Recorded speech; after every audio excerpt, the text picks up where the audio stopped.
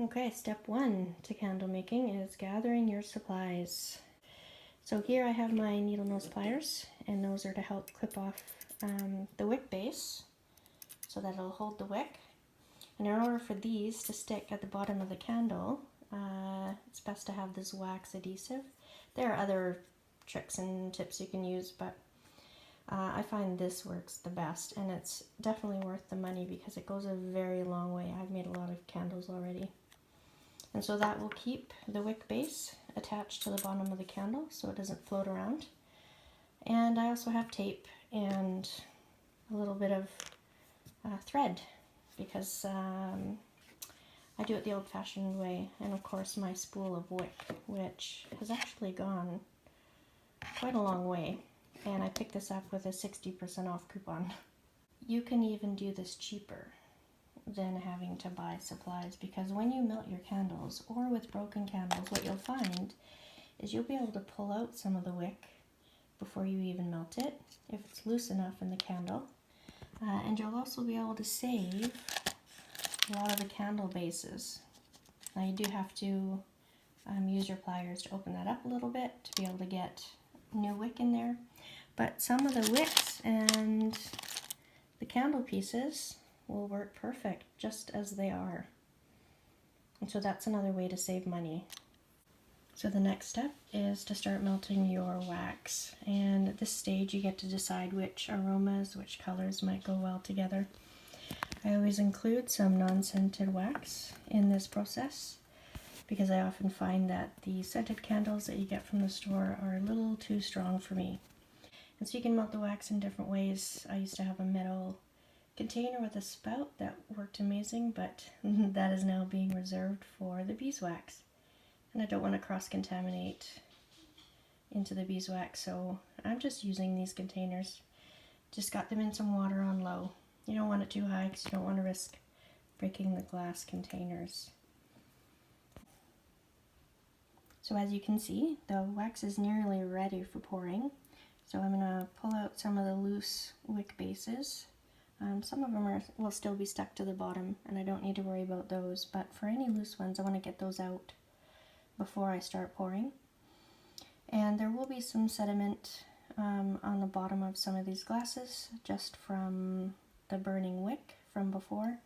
So I'm just really careful when I pour them that I don't pour it all the way out, and that I keep the contaminated stuff in the original container. So next I will just start mixing.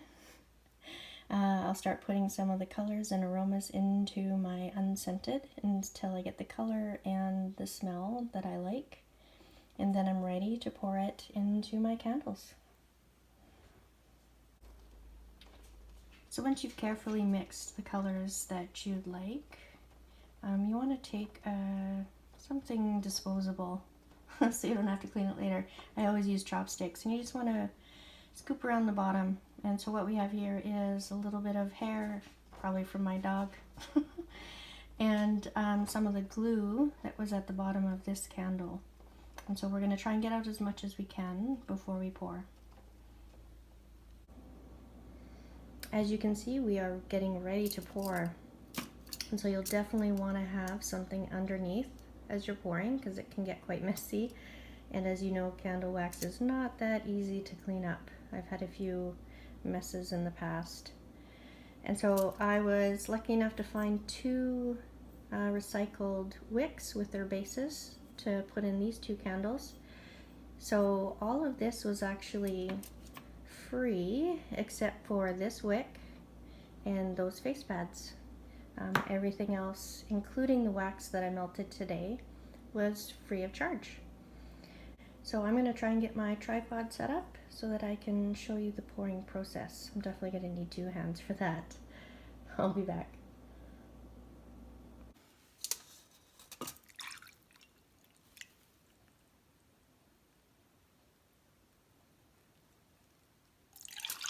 Whoops.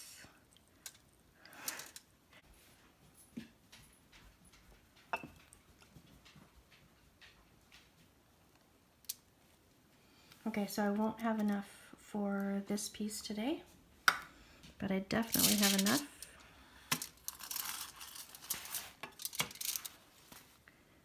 to dip my face pads. So as you can see, that can become quite a messy process. I'm just really glad that my tray caught everything. And I'll do some cleanup once the wax cools on the glasses. And I forgot to mention earlier that there are some metal tabs that you can buy to fit across different glass jars. I've never needed them. I just take some string, tie off the end, and then tape the string to the sides of the glass. The most important thing is that we're just keeping that wick up and straight so that it doesn't shift when the wax cools. So I did end up with a few fire starters and also some extra supplies for next time. So more wick bases, some jars I can use later, and nothing goes to waste. So even the paper towel that I use to clean off my tools or to wipe down some jars actually becomes fire starter. Alright, so I made a couple more candles with the new batch. As you can see, it's a lighter color and it definitely has a more mild aroma. And a couple things I wanted to mention is I use dollar store tape on these, and as you can see, as the wax cooled and hardened, it pulled down the wick a little bit. So inside the candle, you're going to see this. It's not the end of the world. I can still burn this candle, but as it burns down, if I start seeing it off to one side more than the other, I just have to take something and move it back towards the middle. So what I did to prevent that is I used better tape and I double reinforced it. The other important thing I forgot to mention is you must keep some of the wax from each and every batch, because as you can see, as it hardens and dries, you will get those divots. So I'm going to leave these overnight, and then tomorrow I will remelt this wax over here and use it to fill the tops and make them nice and smooth. Okay, so that's it for this tutorial, and I hope you learned something new. So feel free to leave the comments below on some creative ideas that you have, and I want to thank you for taking the time to watch this video. I hope you're having a wonderful day wherever you are. Stay safe, everyone.